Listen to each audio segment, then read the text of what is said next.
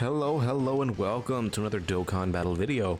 So in this video, it's going to be a little different than usual. This is actually going to be pre-recorded footage that I'm going to be talking over of the new Cell Max event. I was actually recording a lot of this while I was in the shower, so that's why it's why I'm kind of doing this, because I just happened to be trying a couple teams in here, seeing if I can beat this, and ended up actually doing it.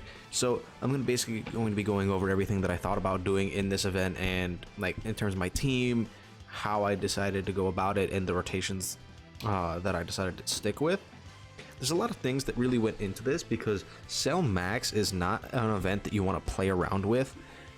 Like, if you get caught by a super attack on the wrong unit, you are just dead. It doesn't matter what or how you plan on doing, because you're dead. Because the only item that you're allowed to bring into this event is a sensu bean, which can be helpful because in the last phase of this event, he does lock, so you can remove that locking effect with a sensu bean if that ends up happening. You're also allowed to use a support memory. I ended up using two different support memories in these runs. The first time I tried this with this team, I used the movie hero support memory to try to get my LR gods a little bit higher up, because they are only 55%. And then the second time I went through and tried it again, I ended up using the Goku family support memory, both of which are very good permanent buffing support memories that if you don't have already, you should go and try to get, because they are pretty much integral to what I was trying to do here. The first two phases of the Cell Max event are not hard whatsoever. I think if you want your best shot of beating this, you want to try to do as little damage as possible to get as much stacks as possible for all of your stacking characters. For instance, Namek Goku, you guys are going to see the drastic difference in ability between how a Namek Goku in my first run, who gets very minimal super attacks, and then a Namek Goku who is actually allowed to stack up a bunch, is going to perform. It is absolutely wild, the difference in damage that one does in comparison to the other. This only took me 2 tries. I did a little run beforehand trying to beat it with a Ginyu Force team. I just feel like that team has too many AGL units to actually like beat this properly. Just not by the fault of the units themselves, because the units are good. Stuff like AGL Golden Frieza, AGL Ginyu, and then LR AGL Golden Frieza. All of them are very, very good units that would be good in here if the event was not tech. And that ends up making it so that any AGL unit that can't dodge just willingly or has 90% damage reduction will just get straight up folded. And it is just upsetting, to say the least, because they take too much damage. Both AGL Golden Frieza and Tech God Goku take far more damage than I would even like them to do. Tech God Goku is not invincible in this stage, which is a horrendous thing to realize, because he can take damage. That is just appalling. He has 77% damage reduction with really good stats, and he takes an insane amount of damage. It is just wild. And AGL Golden Frieza, who has 90%, is also taking damage in this event. It is just stupid how much damage this Cell Max can do in his final phase. And even in the second phase, you're going to see it a lot during this first and second run, that int units that need to build up can take a decent amount of damage from these AoE normals if they haven't gotten enough time to actually build up or super attack yet.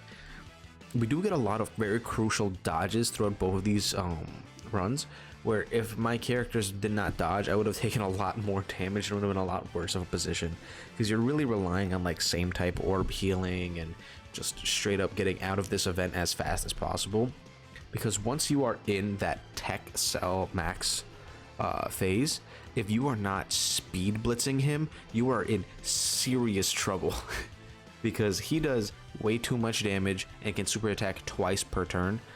There are times where I thought I was going to die just straight up, and I only barely lived out of the skin of my teeth because I was able to get like a dodge, or was able to have enough damage reduction or stacks built up to the point where I could live these normal attacks. Because even his normal attacks do significant damage to characters that are not int.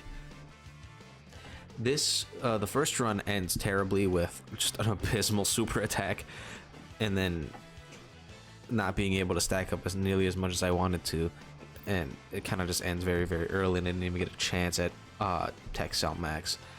But the second run I feel like went a lot better. A lot of things went more my way. I was able to actually beat the majority of this with a little ease. I did have to use 2 Sensu Beans because it's just a kind of thing where if a unit is locked in slot 1 and I'm not able to actually like build up with them, say for instance if it's the Tech Gods or LR Zamasu, if they get locked in slot 1, it's over because they need to super attack first. And the Tech Gods, they have to be transformed and dodging the entire time, or else they're taking like 100k per normal. It is absolutely insane.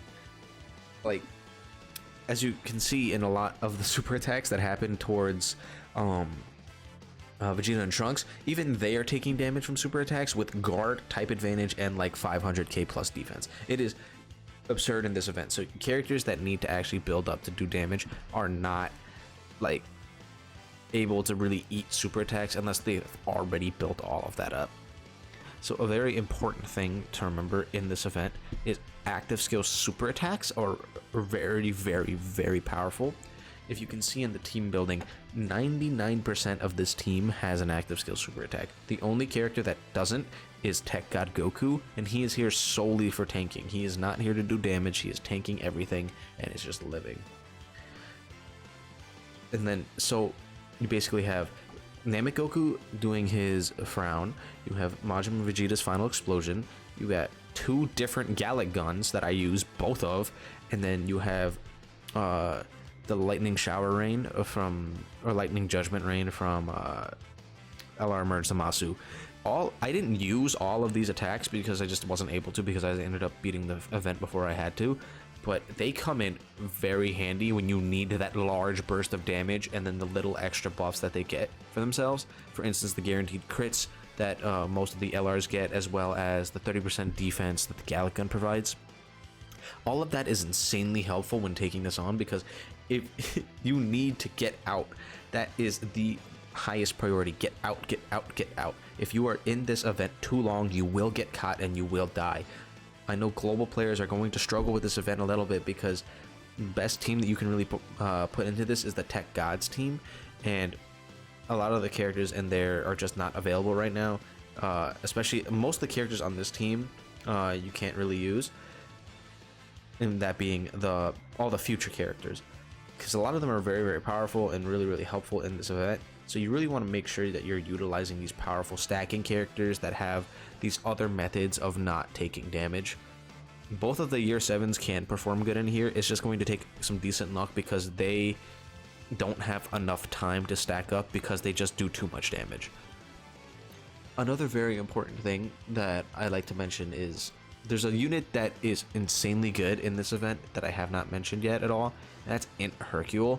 He has insane amounts of damage reduction and type advantage in in this event.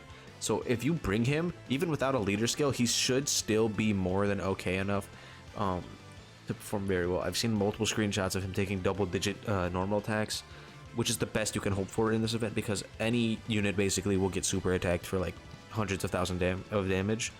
So if he can take type advantage double-digit damage, then you're set. That's all you can really ask for. There isn't too much left of like what I have to really say about everything. Everything is pretty self-explanatory of why I brought all these characters. I did take inspiration from the Truth's team, his no item run team, to try to do this. If I was gonna go for a no item run, I might just run the same thing, or I might switch out one of the characters in here for that Int Hercule, because he could be very helpful. Anyway, that's been everything that I have to say about this. I'm gonna let the run finish up. If there's anything left, don't forget to like, comment, and subscribe, and I will see you guys in the next one.